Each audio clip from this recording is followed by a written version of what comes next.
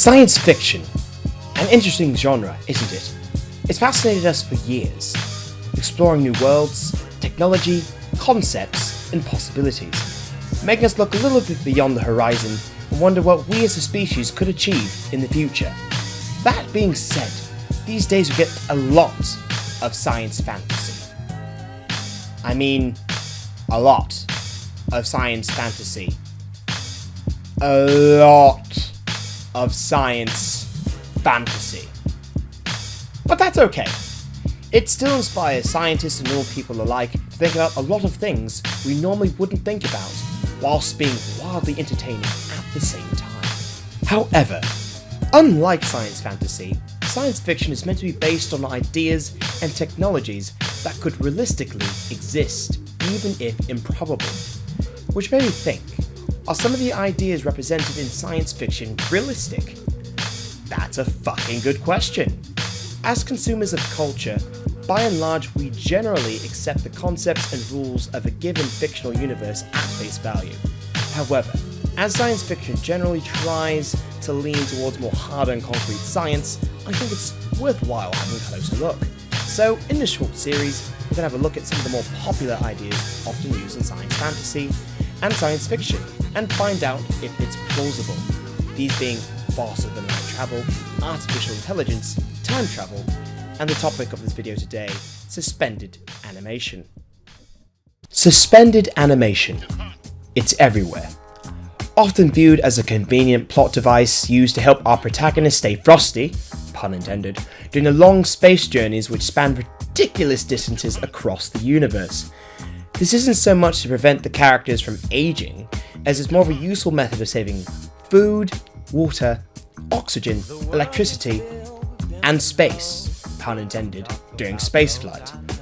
All you gotta do is stick your cosmonauts in a box, put them on ice, and wake them up just in time to fight homicidal space phalluses.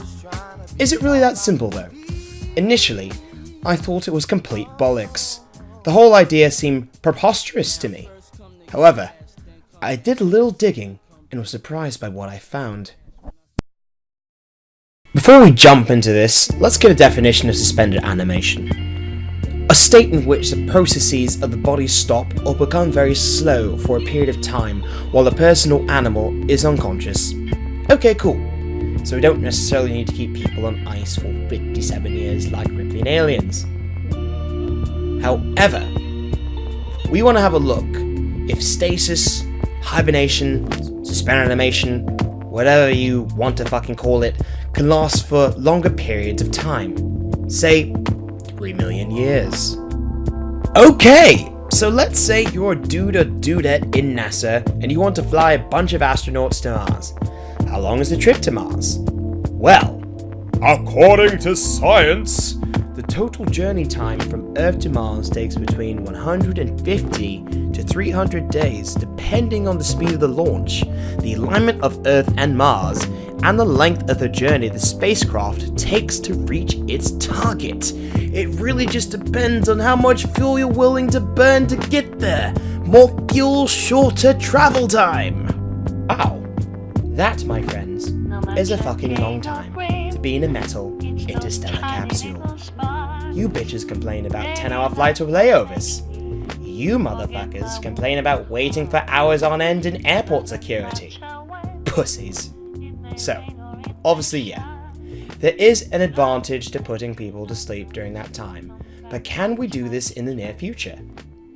Well, yes, with a process called therapeutic hypothermia.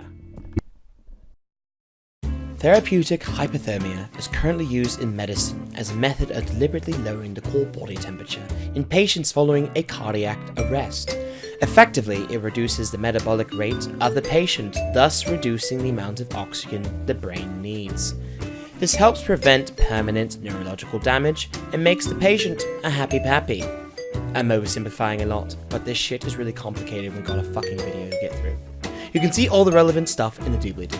Basically, these dudes are planning on putting people in a deep sleep, similar to the hibernation processes found in mammals like bears. Whilst it doesn't completely stop metabolic processes, it significantly reduces the amount of consumables and picnic baskets that a human needs. Just ask Yogi. Scientists are currently working on the principles used to treat cardiac victims and retooling them for the use in long term.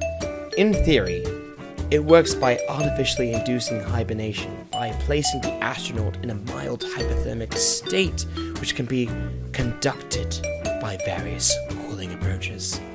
Once in this hypothermic state, the astronaut is fed intravenously by a salamangundi of lipids, amino acids, vitamins, and other goodies essential for the functioning of a healthy human body.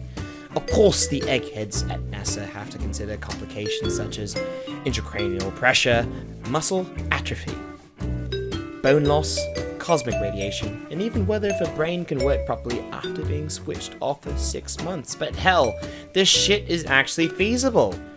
Make your space cowboys hibernate, and it dramatically reduces the amount of stuff they need to just survive, putting less of a strain on resources during spaceflight. That's all well and good, but what about suspended animation that puts a complete stop to metabolic activity? A form of suspended animation that completely halts aging, just like we saw with our old buddy Ripley in Aliens. Well, that's a bit more complicated. At first I thought this concept was complete bullshit. Unlike therapeutic hypothermia, where you simply slow down the metabolism and put them in a deep sleep, this shit effectively stops all bodily functions with the hope you can somehow revive them in the future. Now, quick disclaimer. What I'm talking about is a bit different than the cryonic preservation you may have read about in a magazine or on the internet that people are doing right now. The cryonic preservation technology that you have likely heard about is where people who are already deceased have their heads or whole bodies preserved in liquid nitrogen tanks in the hopes that they can be brought back to life when the tech becomes available in the future. We are only focusing on reviving living individuals who undergo complete suspended animation, not bringing back the dead. That, my friends, is another thing altogether. So yeah, sure. You can theoretically freeze something and thaw it out, no problem.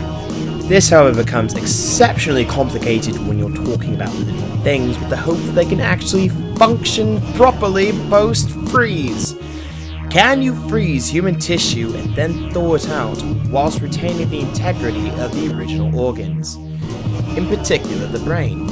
What about freezer burn? If you freeze brain matter, the water in the cells will crystallize and expand, shredding the fine synaptic connections in cell membranes, and probably destroying the information that makes you who you are. That's why modern cryopreservation techno-wizards don't actually freeze brains. They use chemicals called cryoprotectants to prevent the water from crystallizing, turning it instead into a continuous glass material with no crystallization. This crazy techno-sorcery is called vitrification.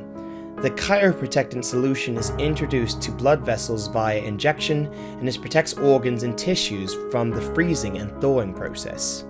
Cryobiologists have already been tinkering with this technology with live subjects. 21st Century Medicine, mad scientist in training, successfully vitrified a rabbit kidney to minus 135 degrees Celsius with a special vitrification source in 2005. Upon rewarming, the kidney was successfully transplanted into a rabbit with complete functionality and viability, able to sustain the rabbit indefinitely as a self-functioning kidney. That is some crazy shit!